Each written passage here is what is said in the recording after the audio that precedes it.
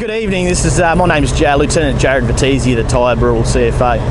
This afternoon I had a fire call come through on the pager at approximately 3 o'clock this afternoon of a tanker rollover on the corner of Western Port Highway and Frankston Flinders Road. On arrival, I did notice we had a semi-trailer petrol tanker rollover on its left-hand side coming around the roundabout. We did have a job here about approximately 18 months ago, so doing this job again was basically eyesight, so we just sort of copied it around. On arrival, basically I called for pumpers 2 and I called for tankers 5. I called for Class B foam module because of the volume of the petrol leaking from the tanker. When I did the recce and the size up of the job, we have a drain that runs north-south of Western Port Highway. Last time we had the incident here, we had diesel and petrol run basically all the way down to BlueScope steel. So this time here, my main priority this time was to bund that area. Bunding meaning I wanted to get sand straight into those drains so I can sort of stop that petrol from going any further. In this case we were pretty lucky because most of the petrol and the diesel was coming from the vent hole, so there was actually no hole in the side or breach in the tank itself. So basically the two things I was prioritising as I got on scene was to put a B-class foam layer of the whole incident, so I had no vapours, no sparks coming from the incident.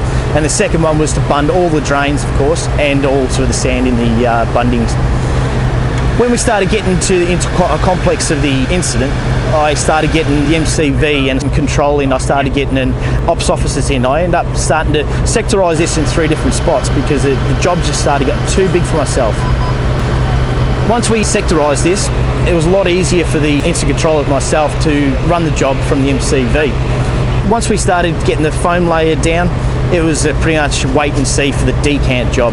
What the decant job is basically, it's a company that come from ISSS. They come out and they take the petrol, remove the petrol from the tankers from a safe way. What they're doing tonight, as you can see behind me, is basically we've got a fire crew on protection. They're going to get on top of that tanker and they're going to drill holes in every compartment. What they do there is they'll get a diaphragm pump and start sucking every fuel out of it. So approximately in there at the moment we're looking anywhere between the 39,000 and 40,000 litres of petrol and diesel. So at this stage basically there's no injuries. The driver himself came across, he was fine, just a bit shaken. He's home now, so he's fine. On scene we've got approximately 40 firefighters still. We'll start downsizing guys now because due to it's just a quiet night and the time it's consuming on taking the fuel out, they're talking between 5 to 6 hours to start removing the fuels. So for hazards wise for the area, we're lucky. It's a mild night, very dewy, and it's only to 6 degrees Celsius. So we don't have any wind, we don't have any rain, so we've got everything basically captured in the one spot. This will go till early hours in the morning, so the residents in Tyre are still safe. My biggest concern, as I said, was the vapours and the winds. So at this stage, the B-class has been put down, my firefighters have been fed, so I've had Narrowwarren Catering also out here, which has done a fantastic job of getting my guys fed and hydrated. So for the next approximately 6 to 8 hours is basically we're going to start pulling petrol and the diesel out of this tanker. And hopefully mid-morning we can start looking at rolling over the tanker, which we'll end up getting a crane in to lift up back on its wheels and it'll get towed away.